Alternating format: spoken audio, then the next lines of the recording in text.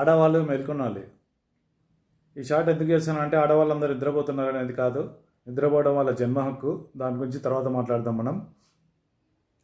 Financial literacy. మన south ఇండియాలో ఎవరికి ఫైనాన్షియల్ లిటరసీ లేదు. మగవాళ్ళకి కానీ ఆడవాళ్ళకి కానీ ఎవరికి ఫైనాన్షియల్ లిటరసీ అనేది లేదు. డబ్బు మనకు వస్తూ ఉంటుంది, దాన్ని తీసుకెళ్ళి పోస్ట్ ఆఫీస్లోనూ ఫిక్స్డ్ డిపాజిట్లోనూ పెడతాం, దానివల్ల పెద్ద లాభం లేదు. మీ పిల్లల్ని కూడా మీరు మెడిసిన్లు ఇంజనీరింగ్ చేపిస్తారు, వాళ్ళు వేరే వాళ్ళ కోసం జాబ్ చేయడం మొదలు పెడతారు.